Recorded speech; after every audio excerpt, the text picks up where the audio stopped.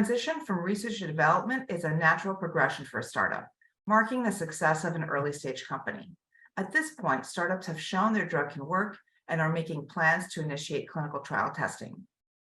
Biotech or pharma leaders understand that this progression must happen at some point, and if this is their first time, they often don't know what the transition means and what is required. In this webinar, we're going to share what it means to move from research to development, who is needed on the team to work through this transition, and how to strategically build a development roadmap in advance of preparing an investigational new drug application to the FDA. Now to the fundamentals.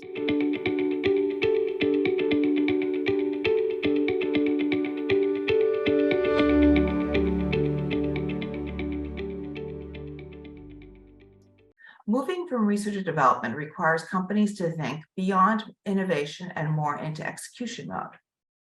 The research phase is all about taking risks and finding lessons in failure.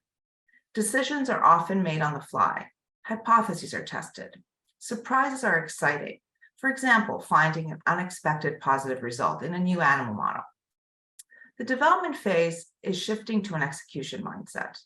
Teams need to prove their molecule will work, can become a drug that is safe for human use. The last thing they want to do is to get too innovative and start cutting corners that may jeopardize safety during clinical trial testing. The leadership team must facilitate this transition while minimizing friction, which may occur as a result of different assumptions or expectations. Leaders need to focus on the end game, which is to bring their drug into a clinical trial. The leadership team and the board of directors is responsible for clearly communicating how this transition will occur, what is the time frame, and what organizational changes will occur. We recommend the following elements to consider. Assemble the right team. Experts in different development role capacities, including chemistry, manufacturing and controls, regulatory, and clinical, will all need to be hired, if not already on staff. Some research staff will transition to new roles or out of the organization, while new staff are hired. There will be a shift from generalists to subject domain experts. At this point, take inventory of the pipeline. Ask yourself and the team, what can we stop doing? For example, focus on a single asset versus portfolio of products in a single therapeutic area. There may be changes in the leadership team, and new members will join the core team, which previously consisted primarily of research scientists. Start thinking about processes, including quality systems. Evaluate what will be done internally versus outsourced, and the timeline for these activities. Start the long-range planning process, the 3 to 5 year plan. Where will the company be as it matures?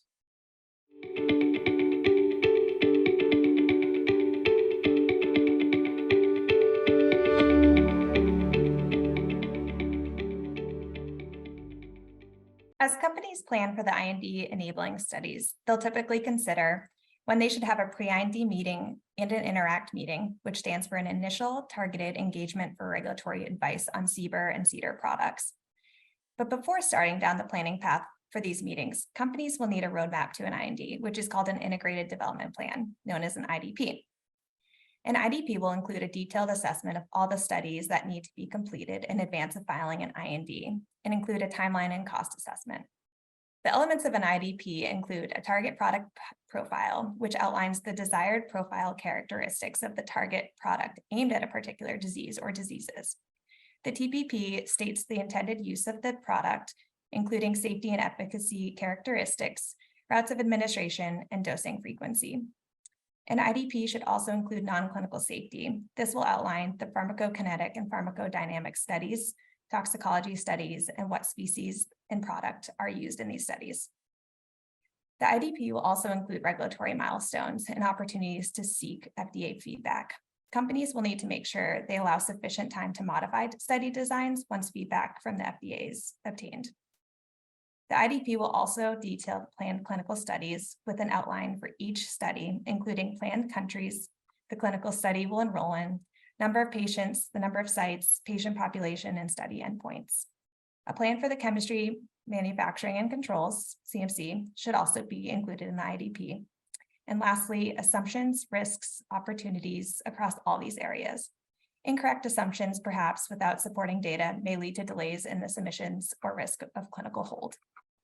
As part of the planning process for the IND, sponsors should take stock of all the studies that have been completed to date or are planned, including in vitro pharmacology, in vivo pharmacology, pilot pharmacokinetic studies, biodistribution, and toxicology, and what material has been used, whether it has been generated under good manufacturing practice or not.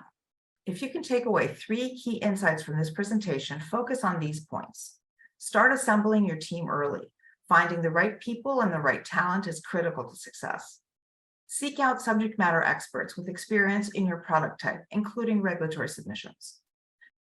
Have a clear strategy to proof of concept. Focus is critical, especially as budgets are tight.